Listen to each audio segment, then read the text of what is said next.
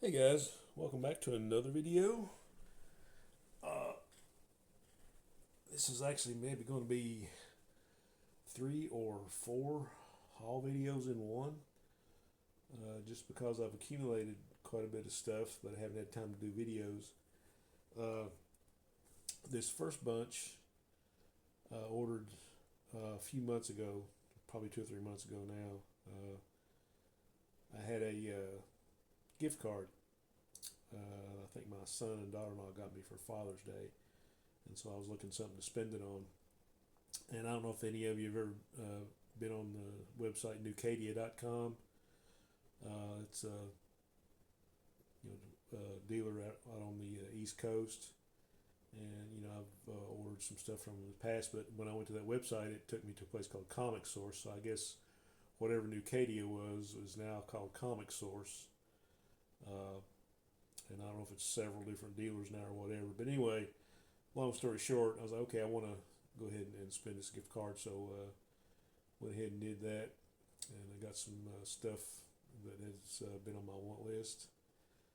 So first thing we got up is a Defenders 109. Great action cover there. I don't know who did this. Looks like Al Milgrom did that. We got some Spidey action going on there. Doctor Strange, Valkyrie, the Enchantress. So, most of these are lower grade. I was just trying to complete some runs and do that sort of thing. This next one, it was in the bargain bin because it was not very high grade. Somebody left a Goodwill sticker on the cover. There's a piece out of the top, but this is one I needed for the Ghostly Tales run. And I just wanted to read the stories and see the art. So I got Ghostly Tales number 131. It's a great Charlton horror. Not really worried about the grade. Same thing with this one. Ghost Manor number 31.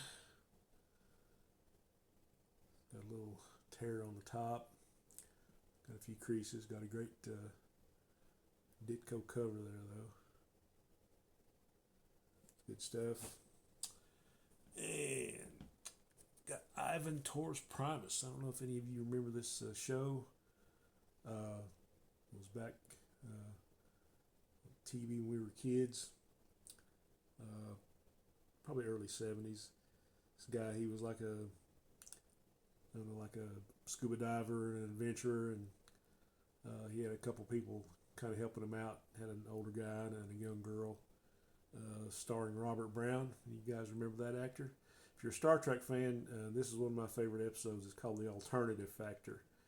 And there's this character named Lazarus, and he would like pop up and he'd be beat up, and next time he looked normal, and you figured out it was two different guys, and they were one was the antimatter universe and one was the positive matter universe. And so if any of you are Star Trek fans, you'll remember that episode. But this is Robert Brown who played in that. I think this only ran like 7 issues, so I think I got like 3 or 4 of them now. This is number 4. And I found a copy of Comics Feature. Anytime I can find a fanzine with some of my favorite artists or writers or features or teams, I'll pick it up. I'm a big Legion fan, and this is a big Legion extravaganza. Got several great interviews. Uh, Paul Levitz and some other guys. Got some great early Chuck Patton artwork on the Legion here. It's from '81. I haven't got to read them all, but I've read a couple of the articles, and they're really great. They kind of go in depth, and they don't pull any punches in these interviews. And you got Burn on Raiders, an article about Phoenix. So, good stuff. Okay, the next one. These are all from my local comic shop over 2 or 3 visits. The other day I went and raided the 50-cent bins, and there's surprisingly some good stuff in there. A lot of it I already had. There's like some Justice League stuff and some Superboy and Legion stuff from the late 70s, early 80s. but stuff I already had. But found some cool little books in here. This is a series that I was trying to collect, and I didn't have all of them, but I didn't have this issue. This is like from January '06, but it's Joe Kubert, Sergeant Rock, 6-issue miniseries. This is number 4, Rock the Prophecy. So they got Mr. Wildman there on the cover. Any Joe Kubert, I don't care what era it's from. 50 cents all day long. Incredible Hulk 444. And this one caught my eye because one of my favorite artists you don't hear a whole lot about, Angel Medina, and actually met him at the Mid-Ohio Con in Columbus probably 20 years ago. And he did a couple of sketches for me and my son. He drew a Golden Age Jay Garrick flash I got on my wall. But I always liked his art. A lot of detail, a lot of kind of, I guess I'd call it expressive art. So I had to pick that one up. Got some Batman. And I didn't know it. I thought I picked up 3 different issues, but 2 of them are the same. So here we have 465. And I'm a big fan of Norm Breyfogle and his run on Batman, so I'm trying to pick those up when I can. Like I said, I thought I was picking up 3 different issues, but I picked up 2 of the same one. But so that's okay. So anybody needs a Batman 465, let me know. And here we have 466. This was Alan Grant on the scripts, but you had Norm Breyfogle and Mitchell on the inks. All for 50 cents. I already have this one, but for 50 cents I couldn't leave it behind. Cobra number 2, the great Ernie Chan cover. I think maybe Pablo Marcos does the interiors. Love this series. And here's some Gil Kane goodness. Gil Kane on the membrane, Sword of the Atom number 3. Did not have this one. And this might be the only one that I needed for that miniseries. So happy to have that. Great Gil Kane cover and artwork. And we got Marvel Super Action number 21. It's a reprint of when Yellow Jacket and Wasp got married. I have this in the original Avengers. I can't remember what issue it is, 60 something. But I picked that up just because I collect this. And we got some Gold Key, and I'm sorry to say I forgot to look up the number on this one, but had a great George Wilson cover. Toto and Kono, the Jungle Twins. Somebody put some tape on the front of it. I'm sure that's why it's 50 cents, but collecting this series, so glad to have that. I love the character Blue Beetle, but for some reason when the DC started their own series, I didn't really collect it. I've got a couple of issues, but I saw a couple, 2 or 3 in the 50 cent box. I said, well, this might be a good opportunity to start picking these up. So it's got like a lot of great art by Paris Collins, Len Wein on the scripts. This is number 14.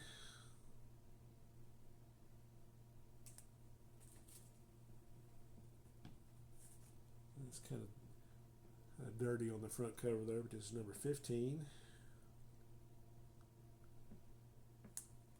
Blue Beetle goodness. Number 8. Len Wein, Paris Collins, and Del Barras, or Barras, however you pronounce it. And here we have some Charlton. This is, I had to laugh at this. I'm collecting the 2 Yang series from Charlton, and this is number 10. I thought it was number 10, but you actually open it up, on the inside it's an issue of Fighting Army. So I'm glad I picked it up, because it's okay. You got one of those oddities. It's one of those things I read about, where Charlton would put the wrong insides or on the wrong cover or vice versa. So I thought that was kind of funny. So got Warren Sattler on the art on the outside. I'm not sure who does all the Army stories, but I thought that was hilarious. So tickled to have that. Okay. There's some more stuff from the comic shop. These were priced. don't think I'd give any more than $3 or $4 for any of these. So, big fan of the Charlton Horror, and I love this cover. This is Many Ghosts of Dr. Graves, number 70. And got a great Joe Staten cover. I don't think Joe gets enough credit for the horror stuff he did. He did some great covers, some great stories. Style's a little bit different now, but this is just an awesome cover. And some of this Charlton stuff is becoming outrageous now, especially the stuff that's got Tom Sutton covers on it. So happy to have that. And here we have our friend Joe Kubert again on the cover of Army at War. Our Army at War 268. Like I said, I think these were like $3 or $4 a piece. Not bad at all. The only thing I saw wrong is they have a little line through them where there were subscription copies that were mailed back in the 70s. Here's number 266. Man, I cannot bypass a Joe Kubert cover. And this is one you always saw in the house ads from DC. Our Army at War 265. It's got another subscription crease there, but otherwise pretty good. And we got DC Star Spangled War, number 153. Got the Unknown Soldier and Enemy Ace.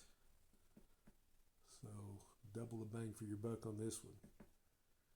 A great Joe Kubert cover. And okay, these last two I actually found in an antique store, and I bought some comics from them before. But this guy, he had like 2 or 3 different booths, and he had like a lot of Wonder Woman and Hulk. Had some old horror stuff like Gold Key. I guess maybe the Twilight Zone and stuff like that. But I found a issue of Wonder Woman from Bronze Age that I didn't have.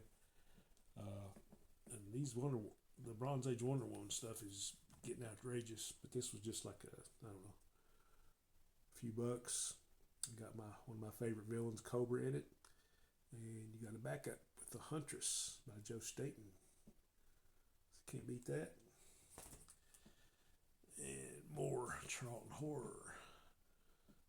The Many Ghosts of Dr. Graves, number 25. A great Pat Boyette cover.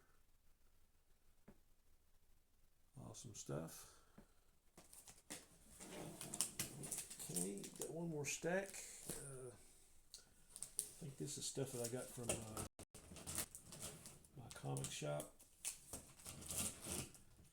think it's when I was spending another gift card, but got some cool stuff here. Marvel Team Up number 62 with Spider-Man and Miss Marvel. Got a Gil Kane cover. I think this is part of John Byrne's run on the art against the Super Skrull. Good stuff there. Found an issue of Bronze Age Detective that I didn't have. Number 467. My God, I've killed the Batman. How many times has that guy died anyway? You got Rich Buckler and Vince Collette on the cover here.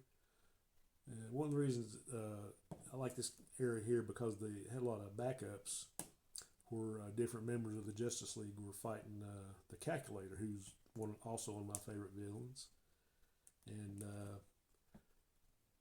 I think, the Hawkman is in this backup, and then you got like Black Canary and Green Arrow, and you got Elongated Man, the Atom, and the Batman, and then I think in the finale of that backup, they all team up to fight the Calculator. But got some great art by Marshall Rogers and with inks by Terry Austin and Neil Adams. So definitely worth your money. This is an upgrade to a book I've had forever. My original, I found it in a record shop. And they had a price tag stuck to the front cover. So I always wanted to upgrade this one. My Flash Bronze Age run. Of course, you gotta love the Reverse Flash, Professor Zoom. Great Dick Giordano cover. I think in this one, this is after his wife Iris got killed, supposedly. Find out later, But He found out the guy that he thought killed him didn't really do it. So glad to have this one. And I am sure that you guys have seen this book before in my collection. This is pretty low grade. Of course, this is my favorite comic of all time, Commanding number 18. But the difference was this one, and I'll show you real quick. Oops.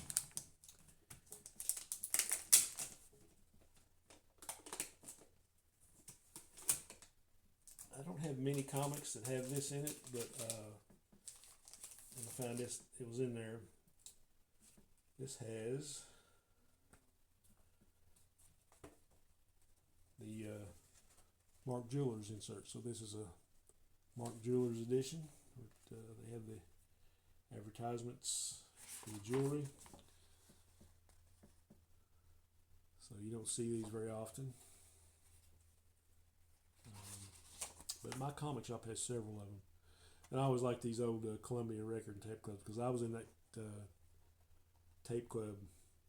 Probably started out with 8 tracks, and then I got cassettes, and then LPs maybe, or maybe the LPs came first. And then I got CDs. So I was in that thing like 7 or 8 times. But anyway, I just thought that was kind of cool. It's a low grade copy, but I didn't have a Martin Jewelers with a Commandee issue, so I thought that was kind of cool. So we'll put that one up.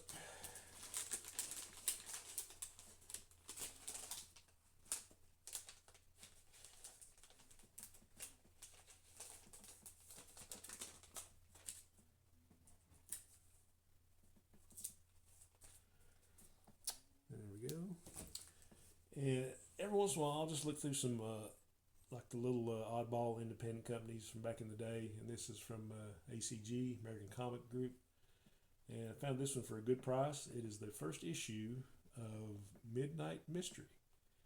And it's got like the, the normal mystery, sci-fi horror type stuff from back then. Just kind of fun stuff.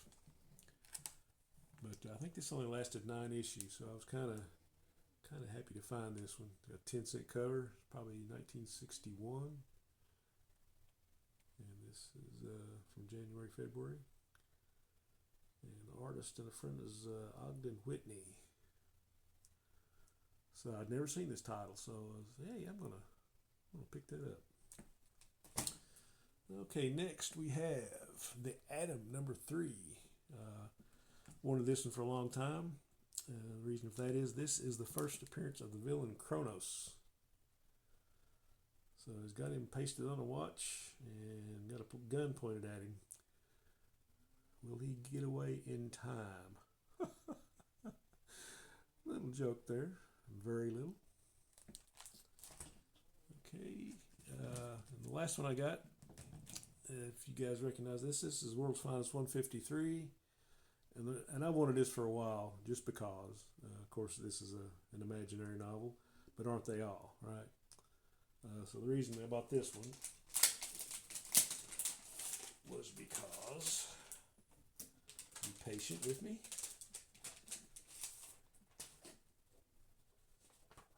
This is the comic with the legendary Robin getting smacked meme in it. So, yeah, this one's been on the list a while. But I got to have that book. It's just because of that. Of course, I love World's Finest. You got some great Kurt Swan art there. These stories are always kind of goofy, but I love them. And it always, even back when I was getting these as a kid, and it said an imaginary novel, it kind of was like, well, that doesn't make sense to me because aren't they all imaginary? So, anyway. There that is. He's throwing the green kryptonite batarang at him. What else would he use, right?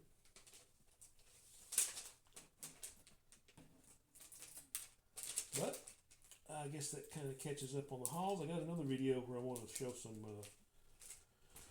McFarlane multiverse figures, and I